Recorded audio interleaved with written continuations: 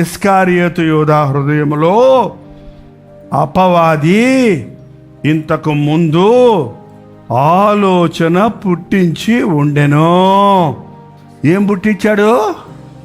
నీకు వచ్చే ఆలోచనలన్నీ ఎవడు పెడుతున్నాడో చూసుకో. ఐడియా అంటారు చూడండి, గవక్కన ఏమొచ్చింది?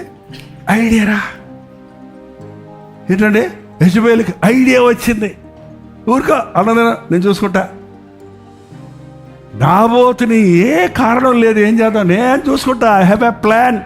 పనికి మాలిన ఇద్దరు తీసుకొచ్చి వీడు దేవుణ్ణి దూషించాడు, రాజును దూషించాడని వాడి మీద అబద్ధ సాక్ష్యం చెప్పించి వాడిని నేను చంపించేస్తాను. నువ్వు ఊరుకో, ఆ స్థలం మనం ఆక్రమించుకుందామని చెప్పింది. చూడండి, ఎక్కడి నుంచి వచ్చింది ఆలోచన? పక్కవాడిని చంపి దోచుకునే ఆలోచనలు ఎక్కడి నుంచి వస్తున్నాయి? అతి తెలివి అనుకుంటున్నావు నువ్వు? మహా తెలివి అనుకుంటున్నావా? అన్యాయం చేయాలని ఆలోచన, మోసం చేయాలని ఆలోచన.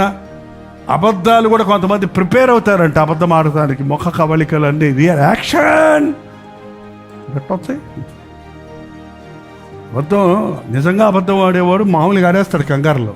కానీ అనుకోని అనేవాడు మరి అసలు నాకు తెలియదండి, తెలియదంటే తెలియదు నాకు, అసలు నీ తోడు, నా తోడు అంటాడు, నీ తోడే. ఇంత పోనే కూడా పాలు గుడికి మా తమిళ్లో సామెత ఉంది. పిల్లంట పాలు తాగేసి అక్కడ కూర్చుంటుందంట. ఎవరై ఏమైనా పాలని ఎత్తుకుంటుంటే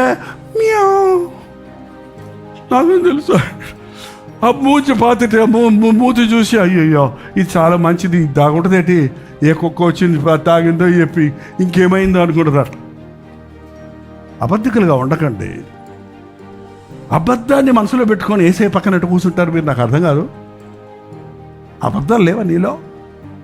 అబద్ధంతో ఆశీర్వాదం రాదండి. అబద్ధంతో ఆశీర్వాదం సంపాదించుకున్న యోకాబు తిప్పలు చూడండి.